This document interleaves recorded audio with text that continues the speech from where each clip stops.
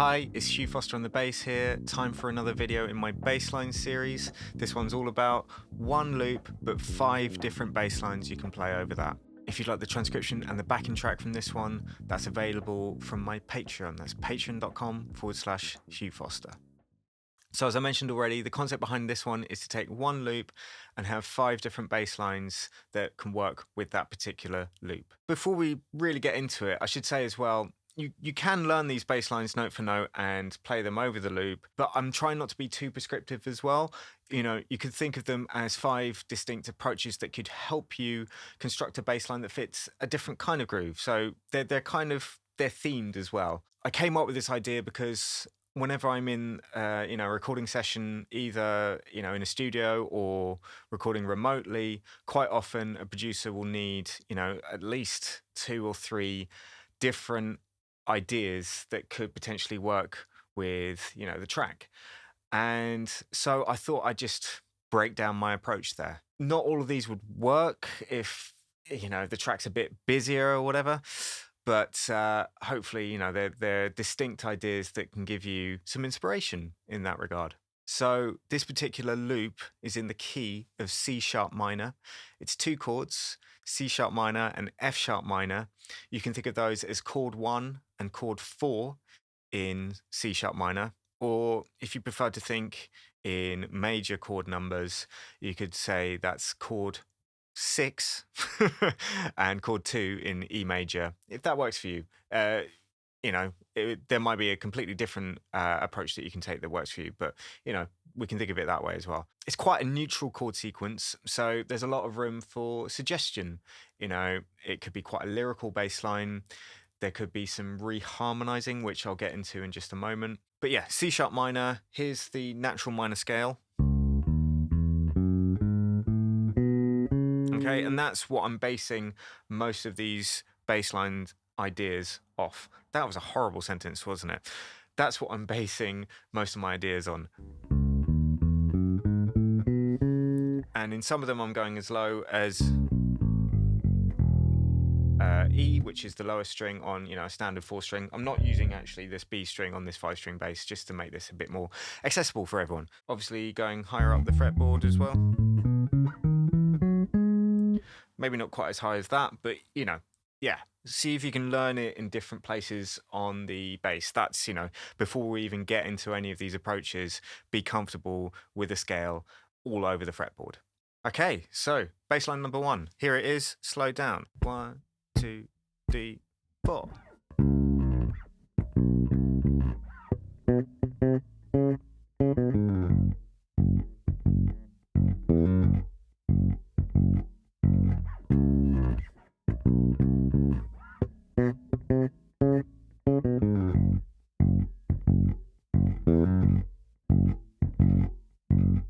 Okay, so I've given all of them slightly silly titles.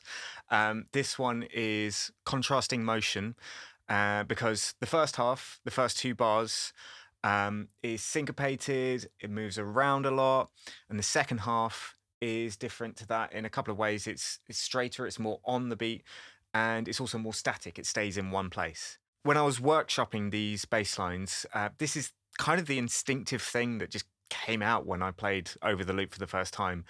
And I thought I'd keep that as one of the examples because this is different for everyone, obviously. And on, on another day, it would be completely different. But the point is sometimes the best take is when you're not overthinking it. You're just going entirely off instinct. Not too much to mention apart from that, just, the first couple of bars,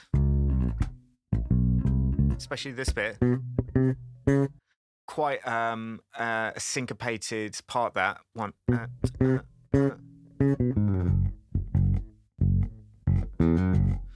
And then, yeah, not too much to worry about there, I don't think, when you slow it down. So, bassline number 2, here it is, slowed down. 1, 2, 3, 4.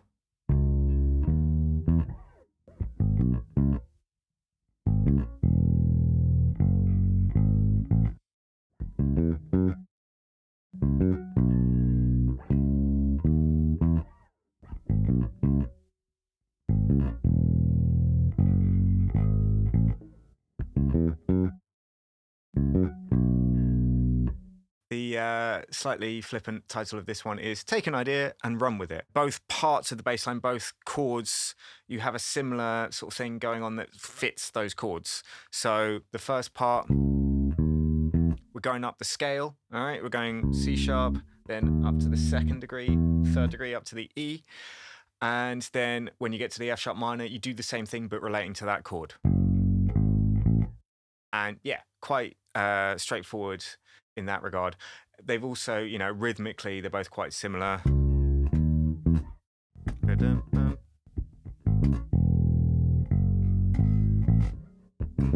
Same kind of concept there. And also like a similar rhythm leading back to the first chord again. The point being with this one is that, you know, if there's space for it in the track, the bass line can be a hook. And what better way to create a hook than to have, you know, rhythmic similarity and concepts that, you know, complement one another and keep things interesting. And I'll explore that concept of, you know, melodic, lyrical bass lines in a bit more detail in a couple of bass lines' time. But yeah, I think that pretty much covers it for this one. Let's move on to the next one. Okay, bass line number 3. Here it is, Slow Down. 1, 2, 3, 4.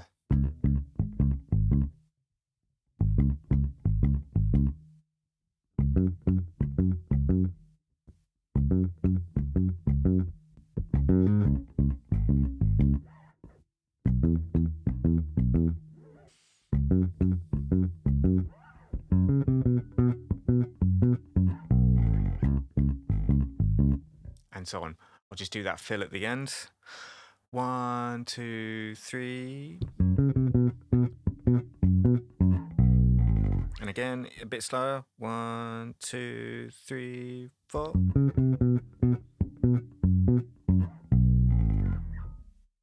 So this one I've called The Nard, heavily influenced by Bernard Edwards, you know, if you hadn't figured that out already. Definitely one of my all-time favourite bass players, famous for working with Chic, Sister Sledge, and so on and so on. This line in particular is quite similar to, you know, the idea and the rhythm in I Want Your Love by Chic, which takes essentially one rhythmic idea and keeps it going pretty much throughout. The idea with this one is to keep things quite minimal, but then very occasionally throw in, you know, a dynamic fill that breaks that mold. And yeah, the fill in this one is also quite similar to some of the fills in I Want Your Love, kind of using chromatic descending stuff there. But yeah, really fun, that one. And I just the tempo and the feel was just perfect for having this kind of bass line in. And yeah, Bernard Edwards is someone who has heavily influenced my playing, as I said already, but I think it can't be overstated, you know, as long as it's not too close to anything that, you know, could result in a lawsuit of some kind, then yeah, throw in something like that. All right, that's that one. Well, actually, before I move on, I was just doing a subtle bit of left-hand muting. I've done another video on left-hand muting. Go and check it out. It's one of my quick click videos. But basically, I've got the other fingers from the left hand in front of my first finger, which is actually playing the 4th fret on the A string to begin with, C sharp, but they're just resting on the strings to just mute the string slightly. And yeah, you just get more of the attack, less of the decay. Sounds really punchy, and yeah, worked really well in this particular bass line, I thought. All right, we're on to bass line number 4. Let's hear it slow down. 1, 2, 3, 4.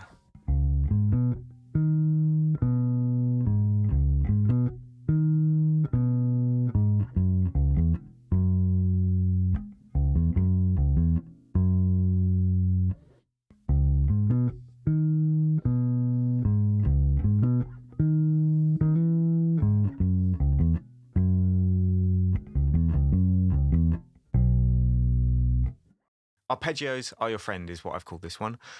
And the point is, there's a point to learning them. You know, they're not just for, you know, warming up, passing exams. They are so important in constructing bass lines. and, you know, soloing obviously as well. But yeah, this one, it's really over the first chord, the C sharp minor, that I'm applying an arpeggio.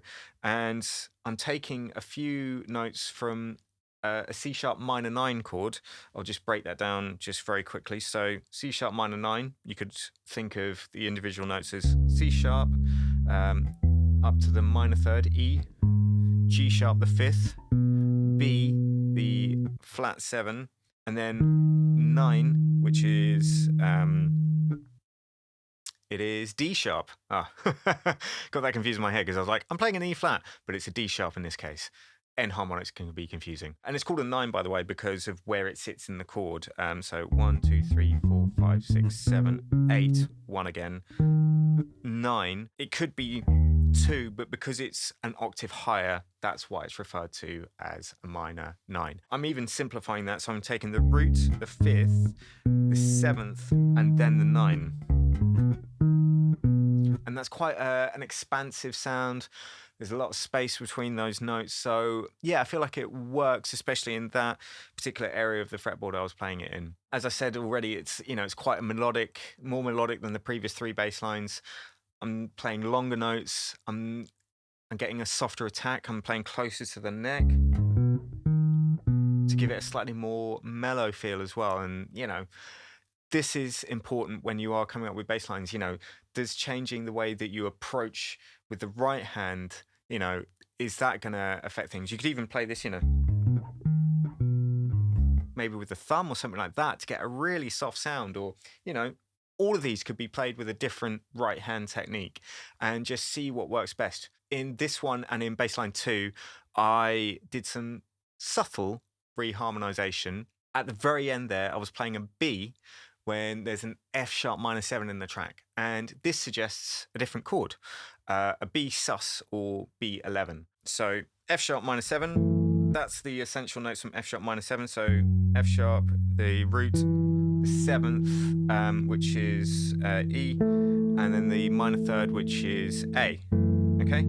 But you can take a B under that, and it's yeah, it creates this B suspended sound. Suspended means where there's no third. You know, it's not minor or major. It wants to resolve to something. So that's a nice thing, a nice passing chord to get back to C sharp minor, the first chord again. This is a fun thing to try when the root notes aren't heavily defined elsewhere in the track.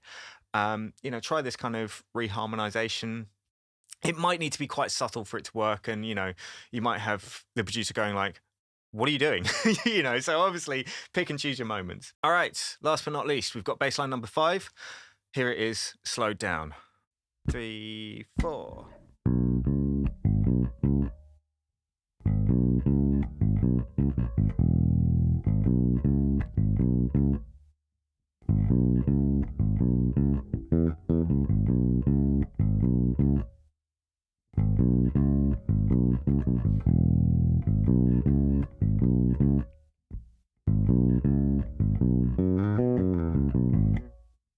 And just extra slow that little fill at the end. 3, 4, 1.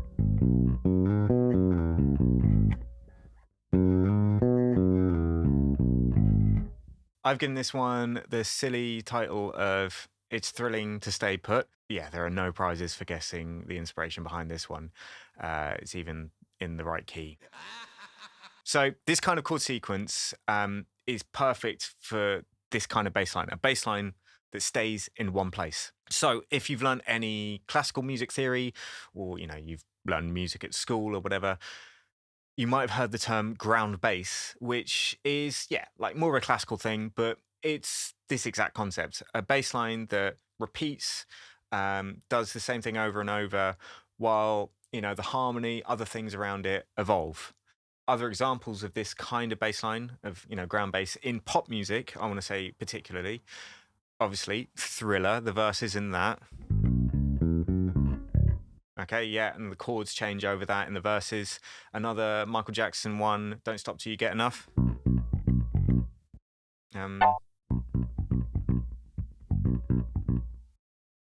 forgotten it. Higher and Higher by Jackie Wilson.